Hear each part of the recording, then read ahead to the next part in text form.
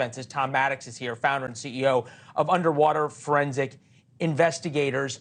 Look, we can go millions, tens of millions, perhaps even hundreds of millions. What I'm interested in is when folks go on very risky adventures, they go heli skiing, they go climb Mount Everest, on and on and on, they're forced to take out of insurance because it's so dangerous. You're going to be possibly evacuated, and there you go. A source at the Society of Underwater Technology says the leading marine insurer, quote, wouldn't touch OceanGate, meaning the folks who own this sub, with a barge pole, adding that 5 other marine insurance companies, quote, refuse to even insure or quote insurance for OceanGate. I'm wondering at what point the responsibility's got to lie on people who are going to undertake these sort of wild risks to allow, to have the facilities to rescue themselves. That's an age-old question, I'm sure, and I believe it would be one that is up to the individual how they feel about it. I mean, I've had this discussion many times. As a matter of fact, I had this discussion at dinner last night with some individuals.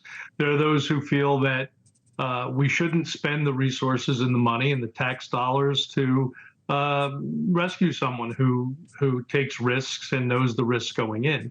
There are others who feel that it's a personal issue to them, and they feel that there are souls there that need to be rescued and that they're willing to share in that expense. So I wish I could give you a definitive answer, but it's up to the individual, I guess. Yeah, no, you think about what's going on right now. Multiple C-130s, $20,000 an hour. Sub-Hunter aircrafts, $24,000 an hour. Doesn't count the C-17s brought in, the Navy rescue teams, on and on and on.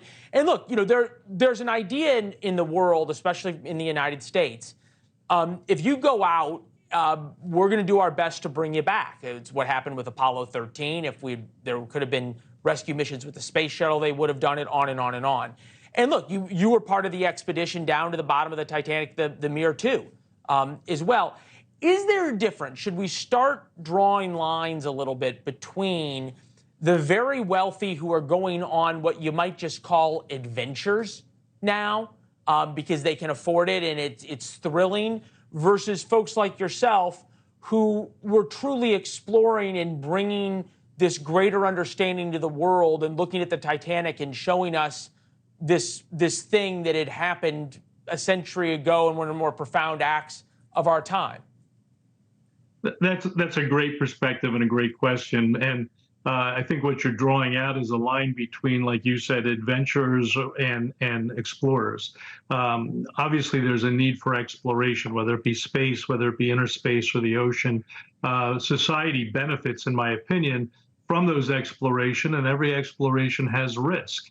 But the benefits we get back from scientific data or technology or whatever goes into those explorations, and just like in this case, we will learn something, whether they're retrieved, and we hope they are, brought safely back, or they're not and they're found later. We will learn more about how to go into the depths of the ocean and do things. So there's always a cost involved with it, not only the cost on the explorer side, but also, like you said, on the rescue mission. This rescue mission is immense. It's going to cost a lot of money.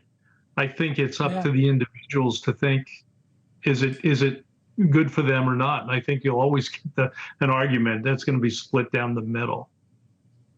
Yeah, sometime I want to have you back and talk, because we're just running out of time for various reasons, about your expedition down there, what it was like, some of the issues you guys had, and then also some of the safety features that you all brought along that I think we're probably actually certainly missing on the adventure that we're now trying to save. It's good to see you, sir. Thank you very much. Well, thanks for having me on. Appreciate it. Yeah. Thanks for watching. Go to newsnationnow.com to find NewsNation on your television provider.